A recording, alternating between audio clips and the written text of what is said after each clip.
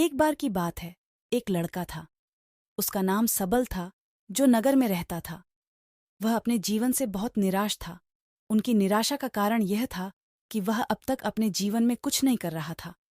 उसके माता पिता उसे ताने मारते थे कि आपके सभी मित्र कुछ न कुछ कर रहे हैं, लेकिन आप अभी भी घर बैठे हैं।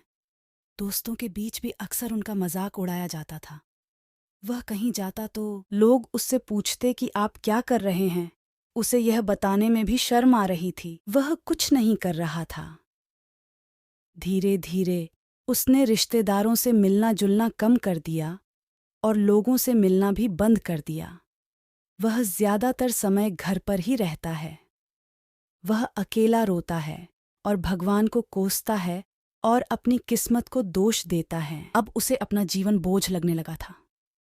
कभी कभी वह सोचता कि कब वह कुछ करने के योग्य बनेगा, और फिर वह सोचता कि जिंदा रहने से अच्छा मर जाना है। एक दिन वह अपने नगर की एक गली से गुजर रहा था।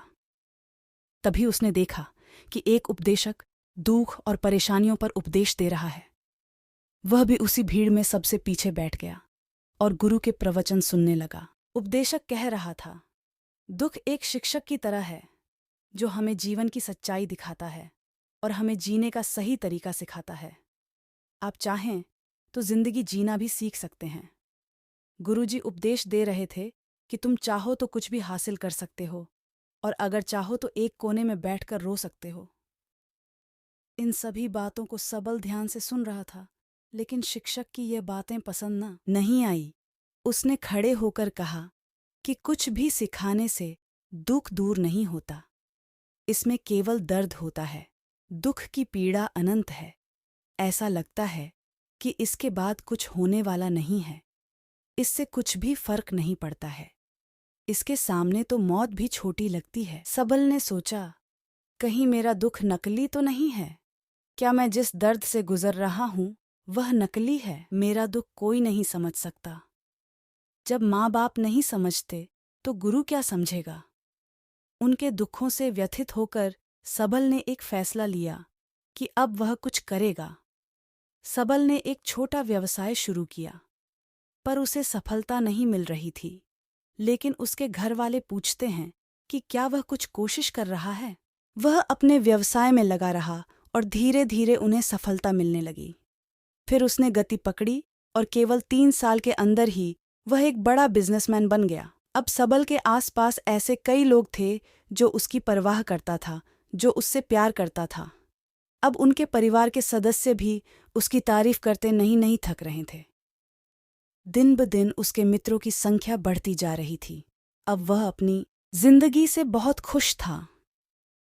उनके कुछ दोस्तों ने उन्हें सलाह दी कि जब आप एक बड़ा बिजनेसमैन बनकर बहुत खुश हैं, तो सोचिए आपको कितनी खुशी होगी अगर आप इस शहर और इस राज्य के सबसे बड़े बिजनेसमैन बन जाते हैं। कितने लोग आपसे जुड़ना चाहेंगे, आपकी कितनी बड़ी ख्याति होगी, और स्वयं राजा भी आपसे दोस्ती करना चाहेंगे और जरूरत पड़ने पर ही आपसे पैसे उधार लेंगे।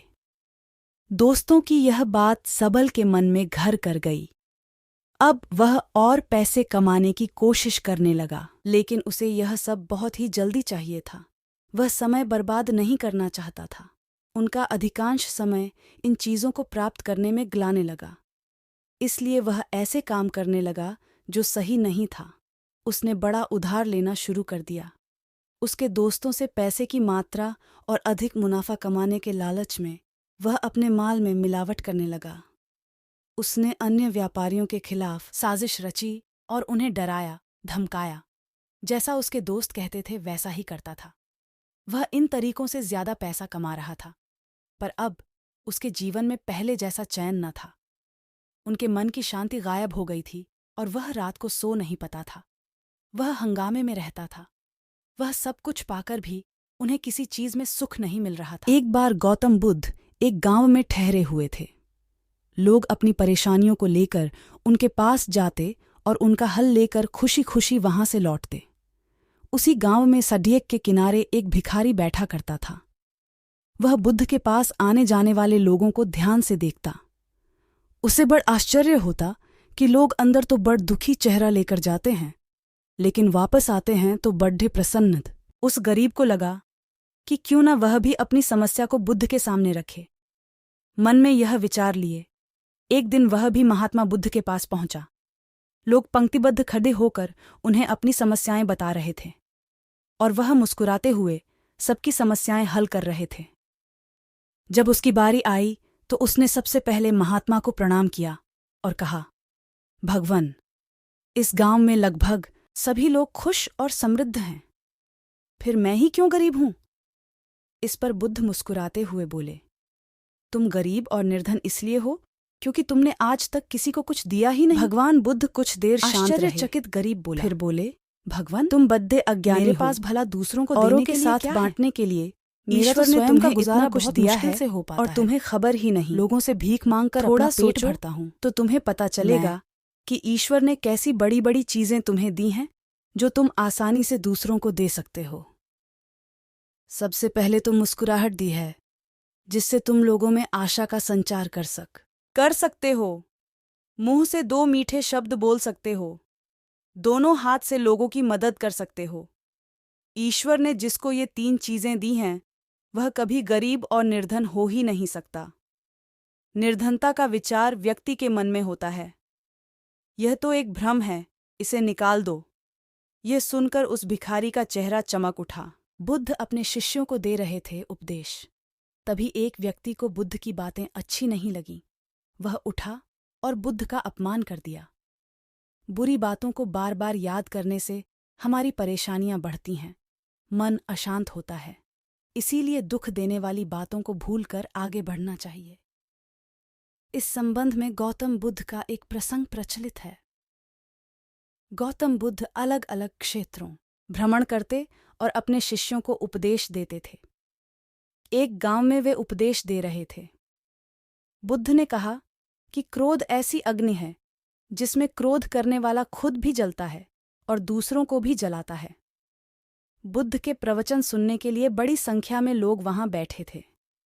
उन लोगों में बहुत गुस्से वाला एक व्यक्ति भी बैठा हुआ था। उसे ये बातें पसंद नहीं आईं। वह अचानक उठा और बोलने लगा कि बुद्ध, तुम पाखंडी हो। बद्दी बड़ी बातें करना ही तुम्हारा काम है। तुम लोगों को भ्रमित कर रहे हो। तुम्हारी ये बातें आज कोई मायने नहीं रखती हैं। व्यक्ति लगातार बुद्ध को अपमानजनक बातें सुना रहा था। वहां बैठे सभी लोग ये देखकर हैरान थे कि बुद्ध ये सब शांति से सुन रहे थे, लेकिन कुछ बोल नहीं रहे थे। क्रोधी व्यक्ति बुद्ध को शांत देखकर और ज्यादा क्रोधित हो गया। वह बुद्ध के पास गया और उनके मुंह पर थूक कर वहां से चला गया। घर पहुंचकर क्रोधी व्यक्ति का मन शांत हुआ तो उसे अपने की पर बहुत पछतावा हुआ। वह बुद्ध से क्षमा मांगने पहुंचा, लेकिन उस गांव से बुद्ध पड़ोस के गांव के लिए निकल चुके थे। वह व्यक्ति बुद्ध को खोजते हुए दूसरे गांव में पहुंच गया। वहां व्यक्ति को जैसे ही बुद्ध दिखाई दिए, वह उनके चरणों में गिर गया और क्षमा मांगने लगा। बुद्ध ने उस व्यक्ति से पूछा, तुम कौन हो और क्षमा क्यों मांग रहे हो? उस व्यक्ति ने कहा, क्या आप भूल गए? मैंने कल आपके साथ बुरा व्यवहार किया था, आपका अपमान किया था। बुद्ध ने कहा, बीता हुआ कल मैं वहीं छोड़ दिए आया हूं और तुम अभी भी वहीं रुके हुए हो।